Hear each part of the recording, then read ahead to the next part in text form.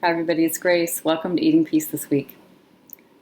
So in the Eating Peace process, we're talking some about the body and criticism of the body and criticism about so many things in our lives really that spark the urge to be compulsive, right? Self-criticism. And that voice, that incredibly strong, powerful, nasty, mean, awful voice that can be so vicious, it's almost shocking. That voice, it seems, is like yelling at you from the inside. And most people have some kind of self-critical voice or some sort of talking that will suggest you could improve, you've made a mistake or you really need to work on whatever it is. But the thing is, it's mild in some and maybe extremely strong in others. And sometimes when people find something that they really want to shift and change that does not change, and they're repeating themselves over and over in the same dark space, like overeating, binge eating, drinking again, compulsively doing that other thing again, overspending, whatever it is, getting with somebody, connecting with somebody or being in a relationship with the same type of person again who's, it's all doesn't work well, bad communication, don't feel happy in the relationship. So this can come in many forms, I love to link all kinds of compulsion in a way are what we're talking about here, because this is coming to the deep core inside depths of why humans feel the urge to do something self-destructive that's not really serving them in the long run, although it is serving them in the short run. It's very compelling because there's something about it that works just a little bit. So this yelling, for example, this inner voice that's extremely critical and yelling. I once heard or read the wonderful writer Annie Lamott, who's written Traveling Mercies and a number of other books. She said something like, she talks about the voice with a capital V, and that it's like this radio station, KFCK. So you can tell what that stands for, but like you're screwed, basically. So that voice that can turn on like a click of a radio and start attacking you, it seems very capable of attacking other people and things that you feel uncomfortable with about what's going on in your world.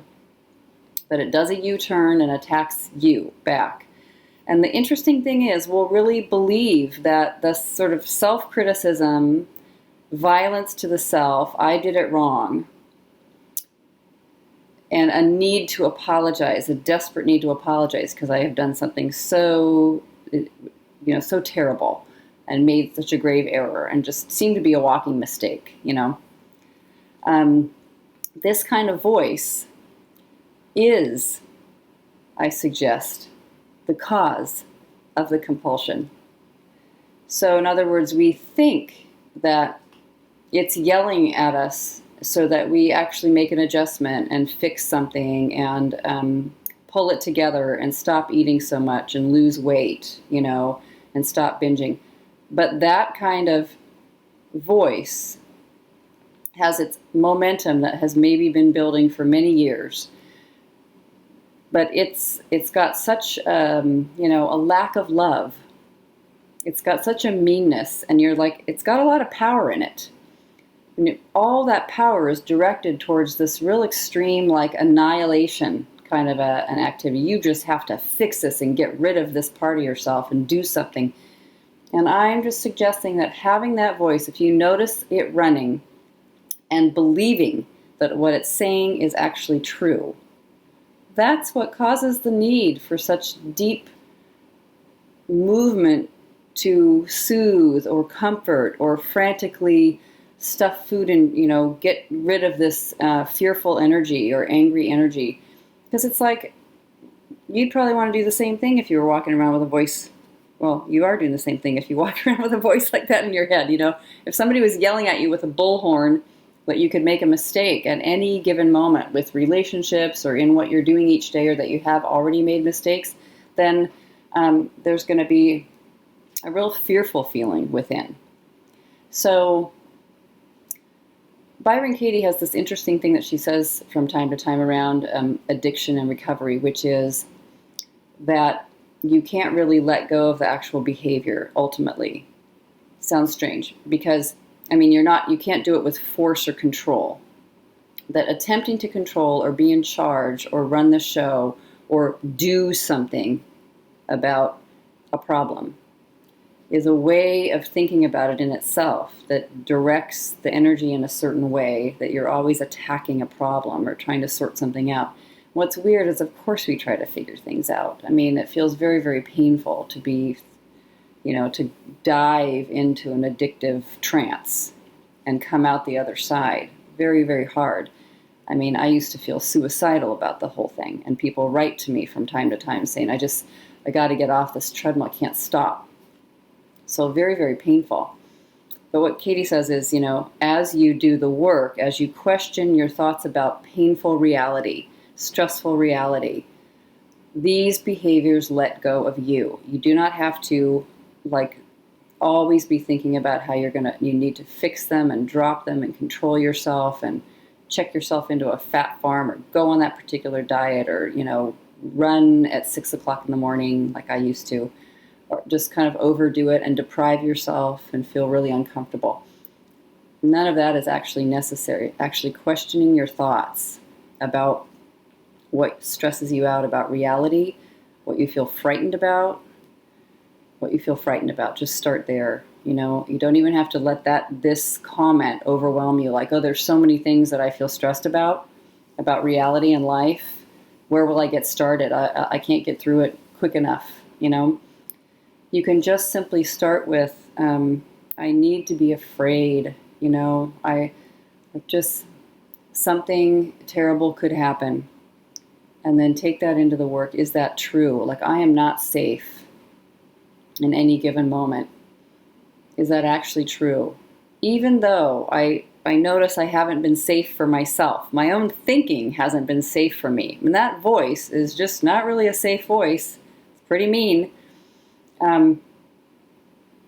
I still ultimately am here. I'm aware. I'm conscious. I can go to sleep sometimes, and I have relationships that work, and I have this, I'm alive. You just find whatever works for you about how you actually are safe. It's just emotionally unsafe. It's like your thinking isn't safe. Just don't believe your thinking. So believing is just simply repeating in such a deep and common and fast, rapid-fire way that you think it's true. Even the first question in the work, is that true? Is that true?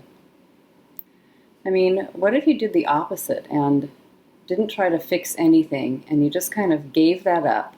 And I don't mean giving up in despair, like falling on the floor and just laying on the carpet, and waiting. Although that might be an interesting thing to do, right? Because probably at some point, if you just settled down and waited, you'd actually get up. Something would draw you to get up without you thinking that you should get up and you better get up because, people don't lie down all day. If it's not a command and this aggressive energy about what you should be doing, and you just allowed yourself to stay laying down on the floor on the carpet until you just felt like getting up, maybe it's time to go to the bathroom. Maybe you need a glass of water. There's no should in it. And just see what happens, to live more softly in that particular way, very surrendered, allowing reality to show you what direction to go in. And it doesn't mean that you're just, you have zero direction, although you kind of secretly do, and that can be a wonderful thing, that we do not know where this is going. But what a great approach to have even towards this eating or any kind of compulsive issue that you're arguing with, that you're fighting with. You're just like, yes, thank you, voice, for being so mean and trying so hard to annihilate this and be at war with it. And I'm just going to open up to it in another way. Could it be okay that this is here? And could it be offering or teaching me something?